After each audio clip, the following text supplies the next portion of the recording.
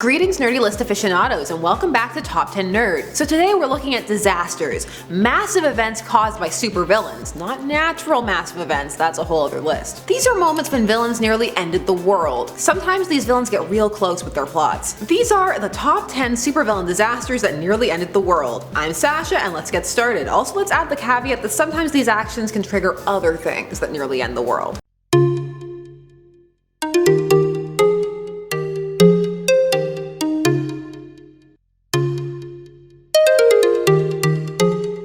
Number 10. Bloodhaven is nuked. So this happened during Infinite Crisis and happened for one reason and one reason only. Dan Didio was trying to kill off Nightwing. Again. So what better way to do it than have his city nuked while he was still in it after being injured trying to save Batman from Alexander Luthor, who is not Lex Luthor, it's a whole thing. So in order to destroy Bloodhaven as revenge against Nightwing, the villains dropped chemo on it, a semi-sentient vat of radioactive chemicals. What does that mean? Boom is what it means. This was done by the Secret Society of Supervillains, who 100% need a better name. The city was placed under quarantine and became a hot zone, with residents having to live in camps. So how did this nearly end the world? No, it's not because losing Dick would have driven Bruce insane, and we would have seen some Dark Knight's Metal stuff. No, it's because this caught the attention of Brother Eye, which ended up using the city to create OMAC androids, upgraded with tech from Apocalypse. The city ended up being used by Darkseid as a base of operations, and if Darkseid is on Earth, you know we're all in a lot of trouble.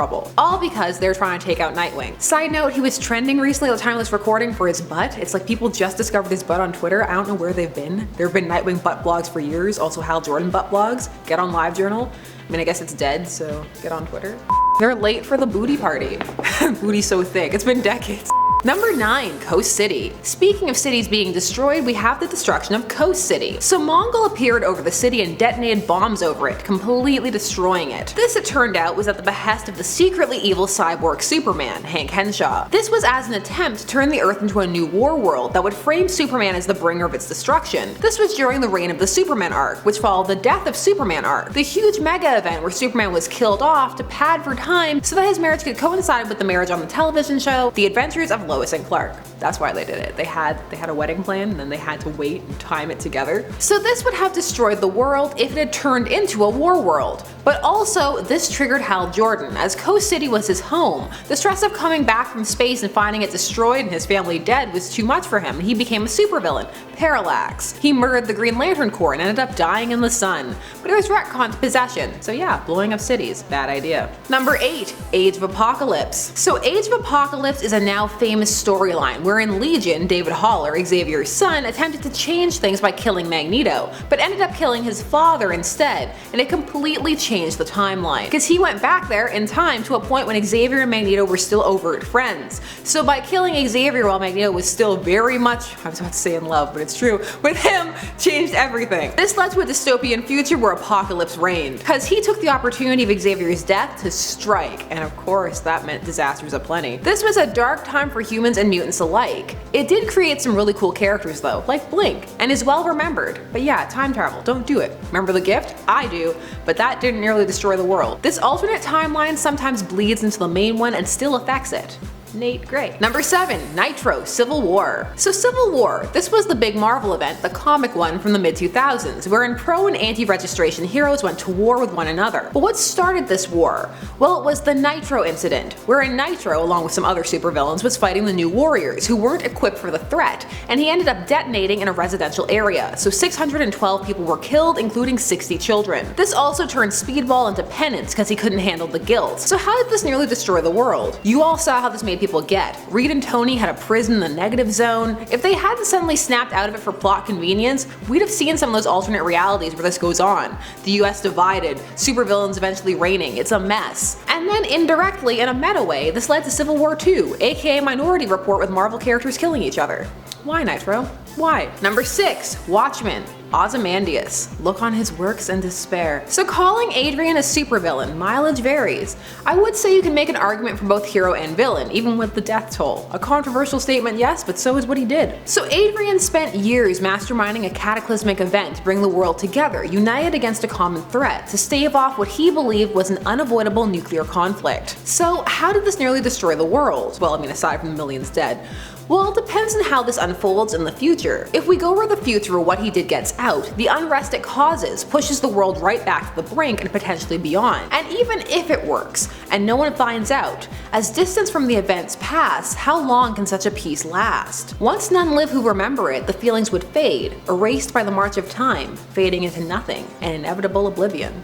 Ooh, dark. Number 5, Genosha. So Genosha has been destroyed more than once. It's not a safe place to be. One of its most significant destructions was at the hands of Cassandra Nova, which killed over 16 million. She's Xavier's dark twin, it's a whole thing. She created a body for herself after he killed her in the womb. The shrinking of the mutant population leads to all kinds of things.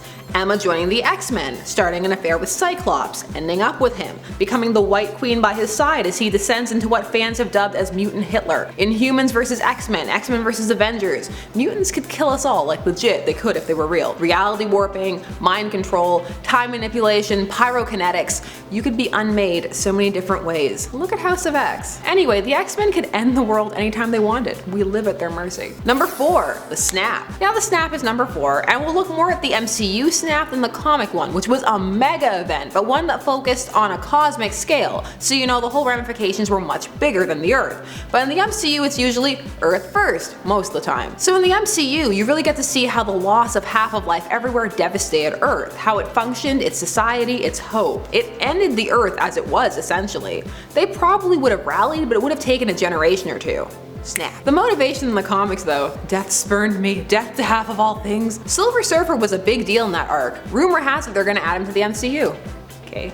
He's late though. Number 3, Secret Invasion. Secret Invasion of Skrulls. So this event was cool. It was revealed that Skrulls had come to Earth and replaced key heroes, and were working their way up to positions of importance, manufacturing disasters, waiting for their time to strike. Although, they were there because of the Illuminati, the superhero group. They had crossed the paths of some Skrulls. This was during their whole we need to gather the gauntlet to wish it out of existence. Oh whoops, we can't, thanks a lot Reed. They went there to proactively confront the Skrulls. They did this. Because of this, the Skrulls were able to plan a coordinated attack with a full knowledge of humans, and more importantly their weaknesses, since they were able to study the members of the Illuminati, which include the likes of Professor Xavier, Iron Man, Reed Richards, Namor. It's a pretty stacked group. Had they succeeded, the Skrulls would have destroyed the world. Number 2, the Reverse Flash Flashpoint. So Flashpoint was started by Barry Allen, you say. Well, yes it was, but he only did it because the Reverse Flash killed his mom. Way back in the day, this was not a thing. Barry had a happy childhood and family. It set him apart. He wasn't Batman. He didn't have some dark backstory. But then it was decided that no heroes could be happy. That's boring. A hero with a stable foundation? Pfft.